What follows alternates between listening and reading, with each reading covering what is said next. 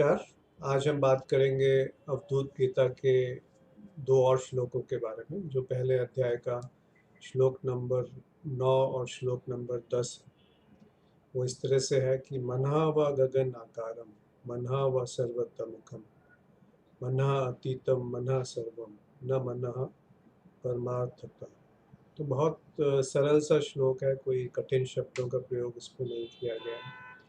पहले कहते हैं मनः व गगन आकारम, जो गगन है, गगन का अर्थ है आकाश, जो आकाश के स्वरूप के जैसा है, उसके जैसे आकार है, जैसे सब जगह व्याप्त है।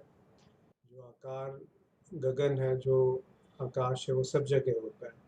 उसी तरीके से मन जो है वो आकाश से भी सूक्ष्म है। तो एक उपमा दी गई है मन को आकाश की तरह बोल करके, कि मन जो है वो आकाश की तरह है, सब जगह व्याप्त है, सब जगह मौजूद है, उसकी तरह आकार है। वैसे तो गगन का आकार कहना दोनों विरोधात्मक है, परंतु ये उपमा है कि गगन जैसे सब जगह है, वैसे ही मन सब जगह उपलब्ध है। पर वास्तव में देखा जाए तो मन जो है वो गगन से भी सूक्ष्म है, क्योंकि गगन मन का अनुभव नहीं कर सकता, पर मन जो है वो गगन को जान सकता है, उसका अनुभव कर सकता है। तो फिर आगे कहा कि मनहा व सर्वतमुखम। तो मनहा, मन जो है, यहाँ पे मन का अर्थ चित्त भी है। चित्त का अर्थ होता है कि मन, बुद्धि, अहंकार, भावनाएं, इन सब का जो मिश्रण है उसको हम चित्त कहते हैं। तो चित्त कहें या मन कहें, वो एक ही चीज़ है। और कहते हैं कि मनहा व सर्वतमुखम। तो सर्वतमुखम मतलब जो भी मुख है। अब मुख का अर्थ होता है यहाँ इंद्रियां। जैसे मुख एक इंद्रिय है जो जो जिसके द्वारा आप खा सकते हैं, उससे उसका स्वाद पता चलता है। वैसे ही आँखों के द्वारा देख सकते हैं, कानों के द्वारा सुन सकते हैं, त्वचा के द्वारा स्पर्श होता है, और नासिका के द्वारा सूंघ या किसी गंध को पहचान सकते हैं। तो ये जो भी इंद्रियां हैं उनको मुख का नाम कहते हैं अध्यात्म में कई जगह। तो मना व सर्वतमुखम, तो जो भी अनुभव हो रहे हैं वो इंद्रियों के द्वारा होते हैं, पर अनुभव तो मन को हो रहे हैं, और सारे के सारे अनुभव आके मन पे टिक जाते हैं। तो सारे जो अनुभव हैं, चाहे वो किसी भी इंद्रिय के माध्यम से हो रहे हैं, वो अंततः मन का अनुभव है। जैसे हम कोई पेड़ देखते हैं उपमा के तौर पे, तो पेड़ से जो रोशनी है जो पेड़ पे पड़ती है वो प्रतिबिंबित होती है, वहाँ से वो आँखों में आती है, आँखों में उसकी एक छाया या छवि बनती है, फिर वो उल्टी छवि बनती है आँखों में, वहाँ से वो सीधी होकर के जो नासिकाएं हैं, जो नाड़ियाँ हैं, नासिकाएं जो नाड़ियाँ हैं, उनके माध्यम से मस्तिष्क तक आती है।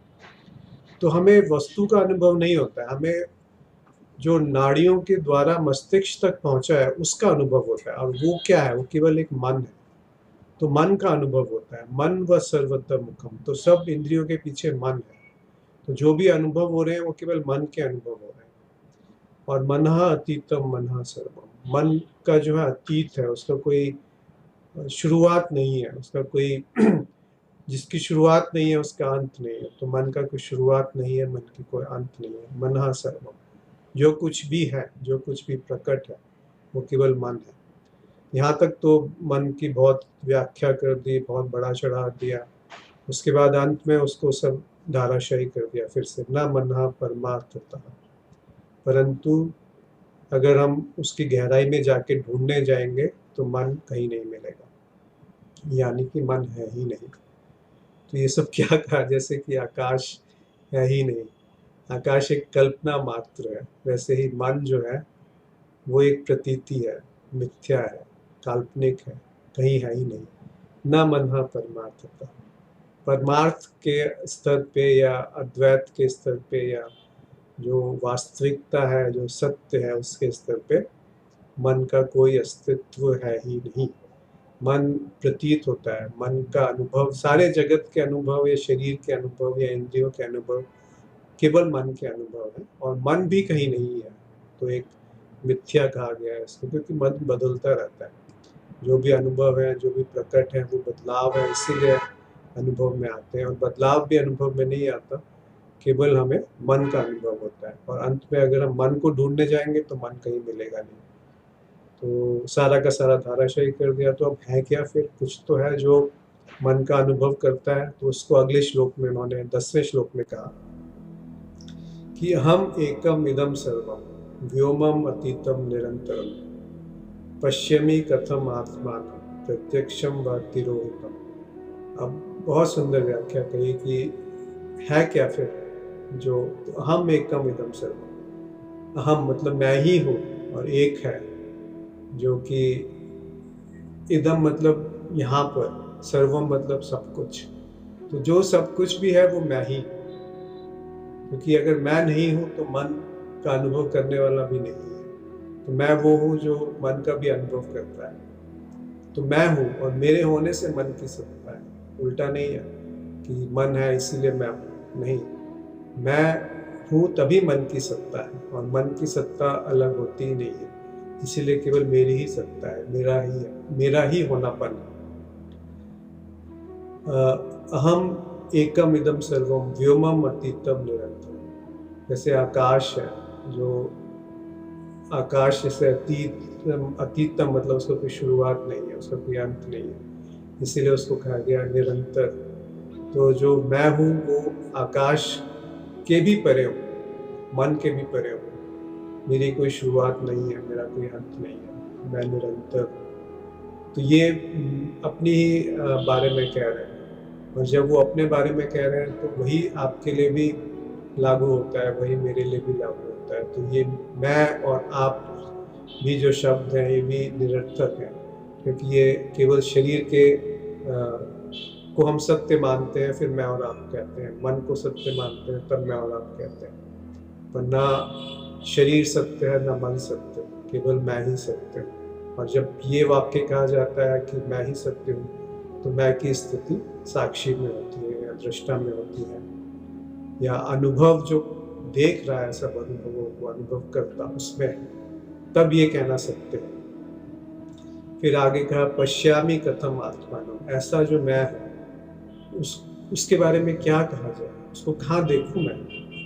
प्रत्यक्षम व तिरोहितम। जो प्रत्यक्ष है क्या उसमें मैं अपने आप को खोजूं, या जो प्रत्यक्ष नहीं है जो छुपा हुआ है तिरोहितम उसमें खोजूं? तो दोनों में दो ही यहाँ से वाक्य निकल के आएंगे, या मनन करने से पता चलेगा कि दोनों में ही मैं हूँ या दोनों में मैं नहीं हूँ। तो प्रत्यक्ष भी मैं हूँ, छुपा हुआ जो है वो भी मैं हूँ, या जो प्रत्यक्ष है या जो छुपा हुआ है वो दोनों मैं नहीं हूँ। तो इन्होंने दूसरी तरीके से कहा कि पश्यामी कथम आत्मानम। मैं अपने आप को कहाँ देखूं? उसमें जो प्रत्यक्ष है या जो छुपा हुआ है। मतलब मैं एक तरीके से अज्ञेय है, जो कि बुद्धि के द्वारा नहीं जाना जा सकता। तो इस तरीके से बहुत सुंदर व्याख्या की है कि पहले उन्होंने मन के बारे में कहा कि मन जो है वो गगन स्वरूप है, सब कुछ है, सारी इंद्रियां जो है वो मन है, या मन जो है वो उसका कोई शुरुआत नहीं है, कोई अंत नहीं है। फिर कहा कि मन तो वास्तविकता नहीं है, मन तो सत्य नहीं है। फिर क्या कहा कि हम एकम इदम सर्वम, मैं ही हूँ, जो कुछ भी है वो एक है, वो अद्वैत है, और वो मैं हूँ। व्योमम अतीतम निरंतरम। मैं ही हूँ जो कि आकाश की तरह हूँ। अतीतम मतलब कोई शुरुआत नहीं है और जिसका अंत नहीं है, निरंतर है। और ऐसे जो मैं हूँ, जो मेरे स्वरूप की अगर कल्पना करी जाए तो उसको कहीं भी ढूंढना मूर्खता है, चाहे वो प्रत्यक्ष हो या छुपा हुआ परोक्ष हो। तो सीधा अनुभव हो जो कि प्रत्यक्ष अनुभव कहते हैं, या फिर जो कि छुपा हुआ है तिरोहितम, जो कि काल्पनिक है, जिसकी हम कल्पना मात्र करते हैं। तो दोनों में ही आत्मा को ढूंढना व्यर्थ है, क्योंकि जो कुछ भी है वो मैं ही हूँ। जो कुछ भी है सर्वम, जो इदम सर्वम, जो कुछ भी है वो सब का सब, उसमें सब कुछ आ गया। यानी कि जगत, आपकी स्मृति, शरीर, इंद्रियां, मन, भावनाएं, विचार, जो कुछ भी काल्पनिक है या जो कुछ सोचा जा सकता है या जिसके बारे में जहाँ तक बुद्धि पहुँच सकती है, विचार पहुँच सकते हैं, जिसका भी अस्तित्व है, जिसकी भी सत्ता है, वो केवल मैं हूँ। क्योंकि मेरे होने मात्र से इन सबकी सत्ता है। और ये सब अगर हम ढूँढने जाएँगे तो कहीं कुछ मिलता नहीं। जो कुछ भी हम देखते हैं उसका तत्व कहीं नहीं पकड़ में आता। तो इन 2 श्लोकों में अवधूत गीता के दत्तात्रेय महाराज ने बहुत सुंदर व्याख्या की है कि जगत क्यों मिथ्या है, क्योंकि जगत है ही नहीं, केवल मन है और मन जो है ढूँढने जाएँगे तो मन कहीं नहीं मिलेगा। एक एक हम मिलता है, वो भी हम को भी देखने जाएँगे तो मन का आधार हम होता है और हम का आधार कुछ नहीं मिलेगा क्योंकि हम निरर्थक हैं। किसी भी वस्तु को मैं मान करके हम बोलने लगता है कि ये मैं हूँ, ये मैं नहीं हूँ। और इस तरीके से 2 श्लोकों में अवधूत गीता के इन 2 श्लोकों में काफ़ी गूढ़ ज्ञान उपलब्ध है। आशा है आपको ये समझ आया होगा।